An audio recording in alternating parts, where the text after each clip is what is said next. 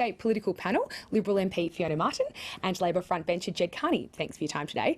Well, Fiona Martin, if I can just start with you, picking up on what Karen Andrews has just said there, do you agree that it is time for the Liberal Party to seriously consider quotas? I'm an advocate for targets. I think that it's very important to attract women who are able to, and competent, and I think it all comes down to having a desire to represent the people. So whether it's men or women, it's about people who want to represent their area and having something to give to our nation in terms of policy. So they need to be obviously willing and wanting to represent and be competent in being able to do so, and that requires people to be able to listen to their constituency and to believe in democracy. They need to be able to believe in democracy and contribute in a meaningful way. But does there need to be accountability for reaching those targets? Because the Liberal Party does have a target of reaching equal gender representation by 2025, but on current trends, there is absolutely no way that you're going to reach it. Well, we're working towards that, and certainly with the women within the Liberal Party, we have opportunities for women to be trained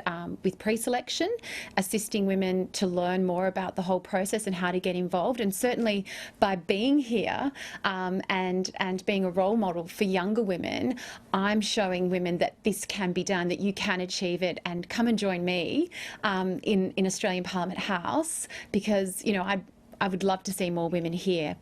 Okay, well, Jed Carney, the Labor Party has adopted quotas back in the 90s, and I think about 47% of Labor ranks right now are women. What does that do to a party in terms of the culture? It makes an absolute huge difference. The quotas quotas are actually embedded in our rules, so it's beholden upon the whole party to actually meet those targets. And as someone who is in a party where there's nearly 50% women, I can say it makes a huge difference. I was listening to the Minister before, how you asked a question about how do you attract women to the party. Well, having women for a start is incredibly important, and assuring those women that they'll be supported, that there are structures within the party that will help them grow and develop. And outside the party, I heard you talking, Fiona, about attracting women. We have, of course, the wonderful Emily's List, which is set up entirely to encourage and help women run for Parliament.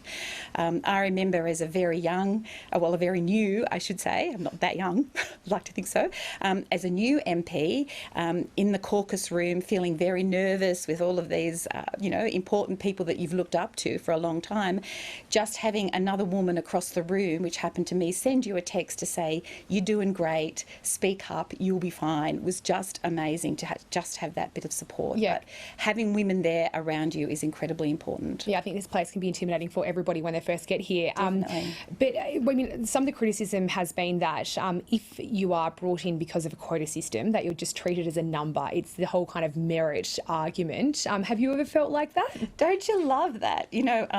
Joan Kerner once said to me, about that, I was complaining to her about that argument. She said, Jed, do you think that every man in every political position, in every position of CEO or every position of power got there on merit?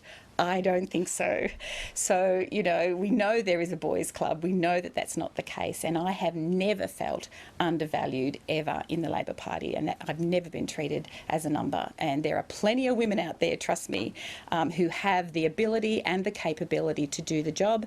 They are just overlooked because of that, well, perhaps unconscious bias and the patriarchy, which we're hearing a lot about. Yeah, well, Fiona Martin, do you think that at the moment politics is seen as a boys' club at least? And do you think that the Liberal Party needs to get some kind of grassroots organisation like Emily's List to be, getting that pipeline of talent through pre-selections? Well, we have the Women's Liberal Forum, and that's there to help women to be pre-selected. And as I said, helping them with training is part of it. I mean, we currently have more women in Cabinet now than we have ever before. So this is something to be celebrated. We've come a long way. Something like 6 of 21. Sure, and we have a long way to go still, but we have come a long way. And so, you've got to be the change you want to see. That's why I put my hand up. I wanted to be here because I knew that we needed more women in federal parliament. And I think by being here, as Ruth Bader Ginsburg said, if you've got to be here and women see, you being here, then they want to be here too. And I think by being here, you're a role model for other women. And I hope to be able to encourage more women to participate in parliament because of that. Yeah, that's great to hear. But I do think that you also have to see it from the men in the party. And I think that you know, for the Prime Minister to say this morning he would consider the possibility, maybe quotas, you know, after 14 years of being in Parliament, it to me is astounding. You know, we have to bring everybody along with this. And there was a little bit of, you know, crocodile tears, I think, this morning in his extraordinary interview, which didn't play out in the rest of the interview that we saw. But it has to come from the leadership. It has to come from the top. And I think that's what's so good about the Labor Party, is that is completely supported across the whole party. You know, everybody is committed to it. Did you accept what the Prime Minister said this morning, that it was effectively a mea culpa, that he has now assured Australians that he is listening, that his response perhaps fell short? Do you accept that he has taken a while to sort of reach this position? Has he reached the position? He says he has. I think that's the question. For me, you know, at the beginning of that interview, it certainly looked like it. And I think there were a lot of people who might have thought, wow, this is a real reckoning. But then the rest of the interview was a complete train wreck. He became very aggressive, he became defensive, he became almost threatening to a member of the press that was interviewing him. He spoke about some alleged incident in a press room that may or may not have happened, and if it did happen, I think that is a terrible thing that he has aired it in that way. If there are people involved, I hope they're okay. And you know, really he just turned everything on its head and just completely dismantled any belief that he tried to create at the beginning. One can only assume from that, I think, that they were indeed crocodile tears. I don't think he's given anybody any idea that he is committed to dealing with anything that has happened in the last few weeks, and let's admit it, it's been awful. Well, I would disagree with that. Yeah, I would say that the Prime Minister's shown great leadership in the way that he has appointed Kate Jenkins, the Sex Discrimination Commissioner, to do an independent inquiry into the culture of Parliament House, where she's going to be interviewing past and current and former staff members, MPs and senators, and doing a deep dive into the culture of Parliament House. And in addition to that, Stephanie Foster from the Department of Prime Minister and Cabinet, looking into the processes to better support staff. And I think that is showing leadership, and that is addressing the problem. And he says there's more work to be done, and he means there's more work to be done. He says he's listening to the women around him, the female MPs in the party. Are you talking to him, and what's your advice? Absolutely. He's completely open to conversations and improving the culture of Parliament House, and I think that he's showing great leadership on this issue and certainly committed to addressing it. Was it appropriate, though, sorry, Jed, just want to follow up, for him to raise that?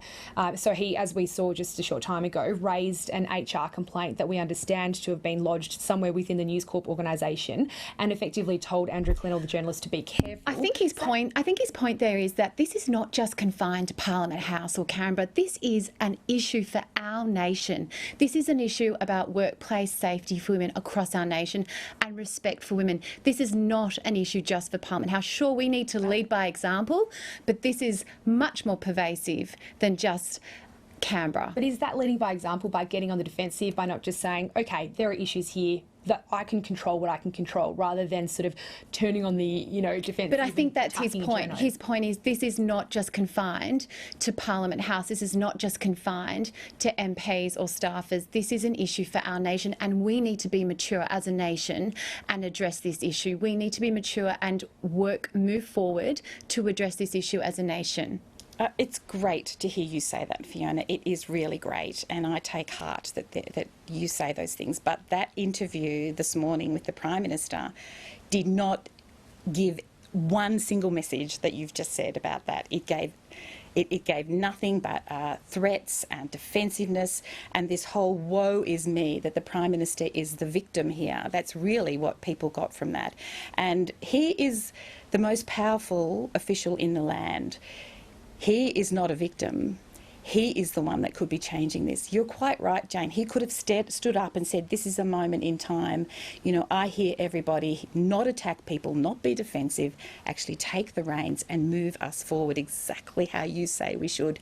He failed dismally at that this morning. Well, let's talk about moving forward, and question time is about to, it's creeping up on us, so I'm conscious we're running out of time. But Jed Carney, on the prospect that Russell Broadbent, a Liberal MP, raised about perhaps a women's summit, is that worthy of consideration? Absolutely. As as Fiona says, this is a whole of nation thing. There's a lot of things that we can do. There's not one silver bullet, and I think that would be a very constructive thing to do, and I would support that. Okay, and Fiona Martin, what about you? Certainly, I wouldn't be against that idea. I think that we've got a lot to do to improve the workplace safety, not just for women in Parliament House, but across our nation, and a summit would be a great idea. All right, Fiona Martin, Jed Carney, thank you for your time today. You're welcome. You're welcome. Well, the